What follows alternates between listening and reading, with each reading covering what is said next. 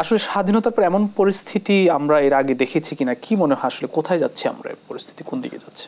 সেটা আসলে আমার পক্ষে বলা কঠিন। তো আমি যে বলবো যে ছাত্রদের যে আন্দোলন এবং সেই একই সময়ে শিক্ষকদের আন্দোলন ছিল, সেই ছাত্রদের আন্দোলন এটা সবাই বলবে যে একটা যুক্তিসঙ্গত আন্দোলন এবং সেটি ছিল অত্যন্ত একটি সিস্টেমেটিক আন্দোলন।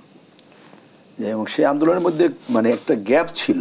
গ্যাপ হলো এই, কোটা বিরোধী আন্দোলন হয়েছে 2018-তে। আন্দোলনের প্রেক্ষিতে মাননীয় প্রধানমন্ত্রী তিনি সমগ্র কোটা বাতিল করে প্রজ্ঞাপন জারি করেছিলেন। ছাত্ররা চেয়েছিল কোটা কমানো, মানে একদম বাতিল তারা বলে নাই, যাই হোক, বা মুক্তিযোদ্ধা কোটা বাতিল ইত্যাদি, কিন্তু সব কোটা বাতিল করে উনি একদম প্লেন সব মেধায় হবে। তো সেখানে পরবর্তীতে যারা অ্যাগ্রিভড, আপনি জানেন যে আমরা পার্সোনাল সুপ্রিম কোর্টে বাংলাদেশ সংবিধানের আর্টিকেল 102 অনুযায়ী রিট করা যায়। 3 ধরনের রিট আছে। একটা আছে চার্সিয়ারি, যদি আপনি পার্সোনালি অ্যাগ্রিভড হন করতে পারেন। রেড ম্যান্ডামাস আছে, আর একটা আছে সিভিল লিটিগেশন কেস যদি থাকে, অর্থাৎ আপনি নিজের এগ্রিভ না হলেও করতে পারেন যদি ন্যাশনাল ইন্টারেস্ট, সোশ্যাল ইন্টারেস্ট বা দেশের কোনো ইয়াতে হয়। কিন্তু এটা হলো পার্সোনালি যারা এগ্রিভ তারা মামলা করেছিল, অর্থাৎ মুক্তিযোদ্ধার যারা সন্তান, যেটা করার পরে সেই মামলাটার রায় হয়ে এসে 2024-এর মামলাটা বোধহয় অত আগে 18-তে করে না, সম্ভবত 22-23-এ করেছে যতদিন আমি জানি।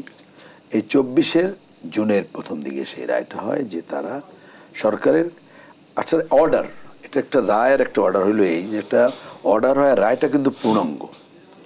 সুপ্রিম কোর্ট যে অর্ডারটা ঘোষণা করেছে ছোট, তার মধ্যে তারা বলছে যে এই প্রজ্ঞাপনটা অসাংবিধানিক, বাতিল, কিন্তু এটা টোটাল কোটাই বাতিল করছে।